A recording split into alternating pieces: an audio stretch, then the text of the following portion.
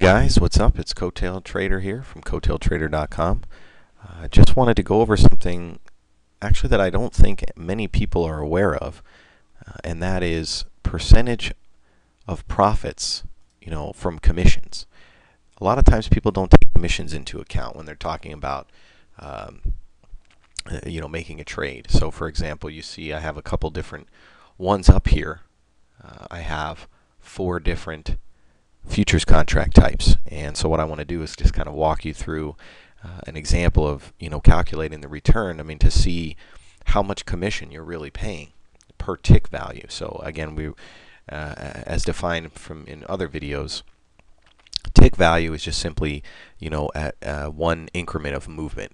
For the E-mini S&P, it's 0.25. For the Dow Jones, it's 1.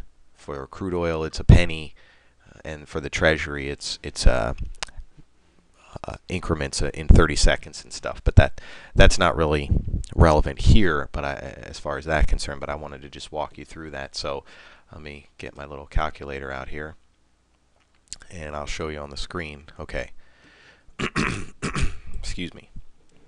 So we can see here the Dow Jones. Okay, so when you buy one contract, each tick in the price is worth $5. Okay, so that's why I have here per tick value. So a one tick movement represents a $5 movement in the price, profit or loss. Now these commissions, this is what my broker charges me. So your broker and your commissions may be different, but just as an example, I want to show you. So if we're making, let's just say we were going for 1 tick a piece, and that was it. That was our target, was 1 tick. So this is how much we'd have to pay just to profit that 1 tick. So if we start doing the calculation, if we say 462 divided by 5, so that's 92. Let's make sure we keep this up here. I believe it should be able to keep it on top somewhere. I forget where to do that because I don't want to have to keep. It's around here somewhere. Oh well. All right. So what was that again? That was, oh man, lost it. I think it was 92%, but we'll do it again anyway. Yeah, so 92%. So in this example, 92% of your profit is going to commission. So if you only make $5, that you made 38 cents. Not really the best return on investment there for 1 tick. So per tick. Now this is actually per side. I'm sorry, round turn. So this is how much you have to pay to buy and sell 462. So let's move down to the E-mini S&P. All right. So if we do that one, whoops, fat fingers there. So this one gets a little better. This one's only 37% of profits. So our return is a little bit better. So for every, then let's do the math here. So 1250 minus 462. So if we were to do a 1 tick trade, we would get to keep $7.88. Obviously a lot better than the Dow Jones one. All right, so let's move over to crude oil now. That one, let's see here. So 52%.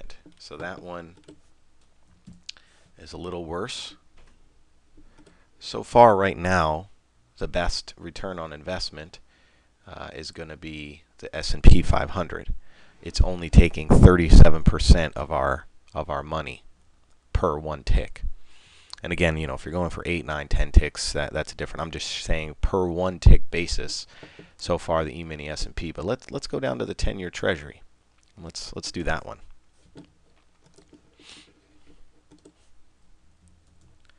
Divided by 1562.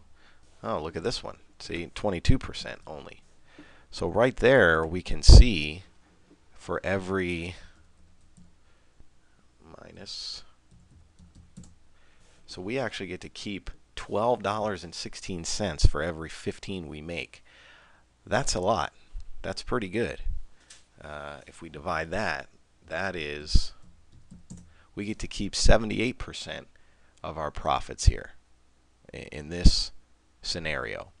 So commissions are only eating up 22% of our profits in the 10-year Treasury. To me, it's a no-brainer. I mean, the worst one is obviously the Dow Jones.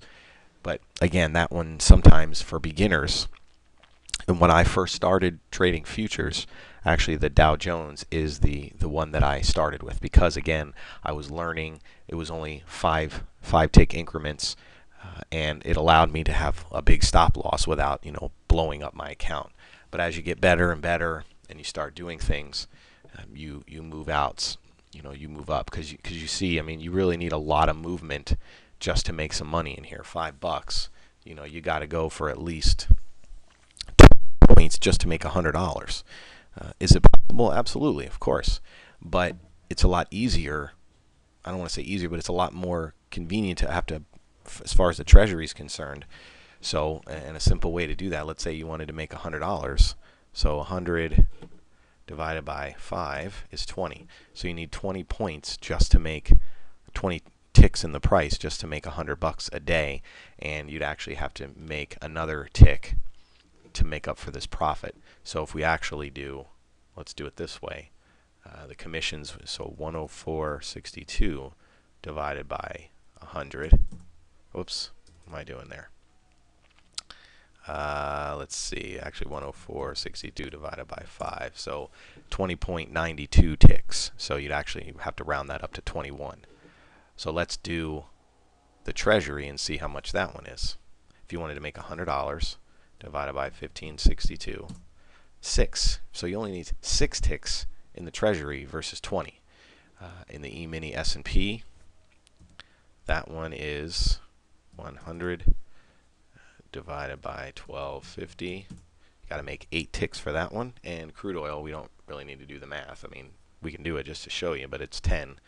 100 divided by 10 is 10. Again, this isn't including commissions and all that, but you can see with these examples that the Treasury, this is the best scenario right here. I mean, this gives you the best return. This gives you the least amount of commissions per profit that you have to make. So just keep that in mind when you're thinking about trading. Just remember, always do the math and see how much money are you getting to keep. Because yes, $5 tick values and stuff are great for beginners, but you're giving more to your broker. Again, this is for my broker, what they charge, so yours may be different. If you're interested in learning who my broker is, you can simply send me a message and I will send that to you directly. So that's all for now. Just wanted to show that. Take care. Have a good day.